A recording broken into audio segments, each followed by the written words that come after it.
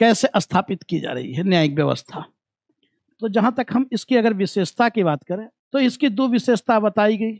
British कालीन न्यायिक व्यवस्था था, उसकी क्या विशेषताएं थी। तो इसकी जहां तक विशेषता की हम बात करते हैं, इसकी 2 प्रमुख विशेषता है, और वह 2 विशेषता क्या है। तो पहली इसकी विशेषता बताई गई कि यह न्यायिक व्यवस्था क्यों स्थापित किया गया। तो कानून का शासन और कानून के समक्ष समानता, क्या ये दोनों भारत में हुए और क्या इन दोनों से भारतीयों को लाभ हुआ। यह अंग्रेजों की देन है कि कानून का शासन स्थापित हुआ। इसके पहले विधि का शासन नहीं था। कानून का शासन यानी विधि का शासन, और विधि का शासन मतलब जो लिखित हो, मौखिक नहीं। हमारे यहाँ पहले कैसा शासन था, मौखिक था। मुखे कानून, राजा जो बोल दिया वही कानून है, बन गया। आप उसमें कहीं जा सकते थे क्या अपील करने, राजा का फैसला है, राजा का न्याय है, फिर आप कहीं कुछ नहीं कर सकते हो। लेकिन अब विधि का शासन, उसमें क्या था कि मौखिक कानून बदलते रहता था। क्या यह बदलेगा क्या, यानी इसमें बदलाव नहीं। लेकिन क्या यह कानून का शासन भारतीयों के लिए था। कानून का शासन तो इन्होंने लाए और यह कहा गया कि भाई कानून के नजरों में सभी समान है। लेकिन हम विधि का शासन तभी कहेंगे ना जब हमारी विधायिका उसे बनाए। क्या वह विधायिका हमारी थी, तो फिर विधि कहाँ से आया। क्या वह कानून हमारे हिसाब से बनाया गया था। क्या वह कानून जो बनाया गया, क्या वह हमारे हितों का ध्यान रखा। क्यों नहीं रखा, क्योंकि कानून बनाने वाले दूसरे थे। कानून बनाने वाले कौन थे, वह भारतीय नहीं। विधि का शासन तब होता जब हमारी विधायिका उसे बनाती, पास करती। आज जो भी कानून हमारे यहाँ लागू होता है तो वह कानून कौन बना रहा है, हमारी विधायिका बना रही है। कानून कहाँ से पास हो रहा है, विधायिका से ही। फिर वह जाकर आपको जब राष्ट्रपति का उस पर मुहर लगता है तब जाकर वह कानून माना जाता है। जब दोनों सदन से वह पास हो जाए तब जाकर वह कानून है ना। तो वह चूंकि अब दोनों सदन में जो बैठे हुए लोग हैं उसमें कौन लोग हैं, वह हमारे चुने हुए प्रतिनिधि हैं। उनका चुनाव किसने किया, जनता ने किया। अब चूंकि हम सभी जाएंगे तो नहीं वहां कानून बनाने, लेकिन हमारे जन प्रतिनिधि हैं, वह हर क्षेत्र के हैं। तो उसमें सभी क्षेत्र का हित होगा या नहीं, सभी वर्ग का हित होगा या नहीं, सभी समूह का हित होगा या नहीं। क्योंकि आप अपने बीच से अपने एक व्यक्ति को आपने चुनकर भेजा कि तुम जाओ, जाकर हमारे हितों की बात करना। अब आपके यहाँ सड़क नहीं है तो आप सीधे क्या प्रधानमंत्री से बोलने जाते हो। पहले आप किसको, जिसको आपने चुना है, जो आपके जन प्रतिनिधि है, आप उसके माध्यम से अपनी बात तक पहुंचा रहे हो ना कि भाई स्वास्थ्य सुविधा नहीं है, चिकित्सा व्यवस्था नहीं है, शिक्षा व्यवस्था नहीं है, तो आप अपने जनप्रतिनिधि को बोलते हो। तो कानून का शासन तो तब होता जब वह विधि का शासन तब होता जब हमारी विधायिका उसे बनाती। लेकिन यहाँ हम देख रहे हैं कि इस कानून को बनाने में क्या जनता की भूमिका है, क्या नहीं है।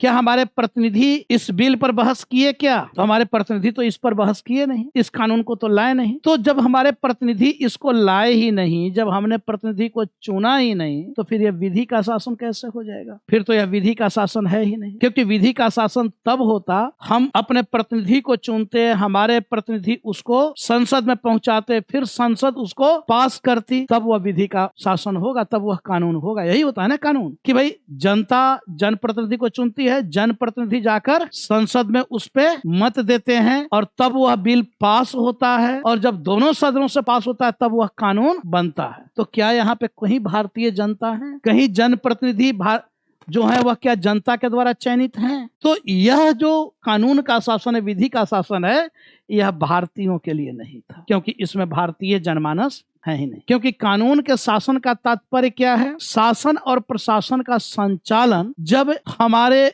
माध्यम से, तब हम कानून का शासन मानेंगे ना। लेकिन उसका संचालन तो उसमें हमारी तो कोई भूमिका रही ही नहीं, उसमें हमारा तो कोई हस्तक्षेप रहा ही नहीं। दूसरा, अगर हम देखें कि कानून के समक्ष समानता, तो कानून के समक्ष समानता भी हमें नहीं दिखाई दे रहा है। जबकि विधि के शासन में है कि भाई कानून की नजरों में सभी बराबर होंगे। लेकिन क्या यहाँ पे समानता है, हम यहाँ पे देख रहे हैं समानता एक स्तर पर है कि यहाँ पे भारतीयों के लिए कानून समान है, लेकिन वही कानून अंग्रेजों पर लागू नहीं होता। यानी यहाँ पे हम लोग क्या देख रहे हैं कि यहाँ आपको नस्लीय भेदभाव है, यहाँ नस्लीय श्रेष्ठता की बात है, नस्लीय भेदभाव है। तो इसलिए यहाँ आपको कानून के समक्ष समानता भी नहीं है। कानून की नजरों में सभी भारतीयों को नस्ल के आधार पर भेदभाव किया जा रहा है। गोरों के लिए अलग कानून, काले के लिए अलग कानून।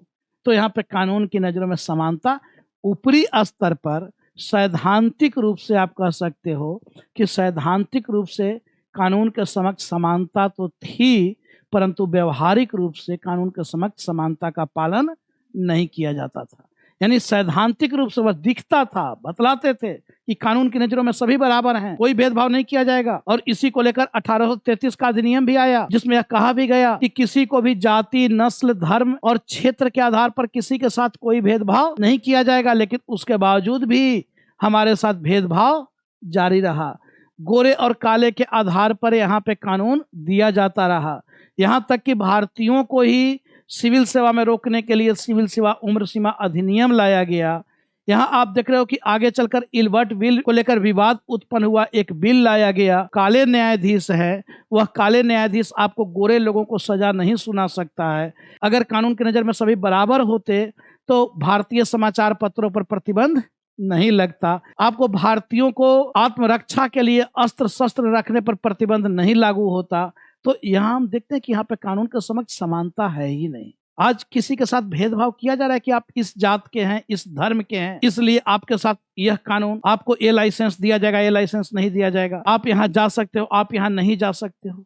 क्या आज इस तरीके का भेदभाव है कोई? लेकिन फिर भी आज भी हम लोग देखते हैं कि सैद्धांतिक और व्यवहारिक रूप से थोड़ा अंतर दिख जाता है, क्योंकि सैद्धांतिक रूप से आज भी वही है, लेकिन थोड़ा बहुत वहाँ व्यवहार में अंतर दिखता है। लेकिन वह कोई लिखित वैसा नहीं है। हाँ, उस पर भी जब मीडिया हावी होती है, लोग जागरूक होते हैं, एक्टिव होते हैं, तो वहाँ भी फिर देखते हो कि कानून उनके लिए भी बराबर कानून वही हो जाता है। तो आज हम कह सकते हैं कि आज कानून का शासन भारत में है, क्योंकि आज जो कानून बना हुआ है हमारे जनता के द्वारा, हम जनताओं के द्वारा चुने हुए जनप्रतिनिधियों के द्वारा वह कानून बनाया गया है। इस अर्थ में आज भारत में कानून का शासन भी है और कानून के समक्ष समानता भी है।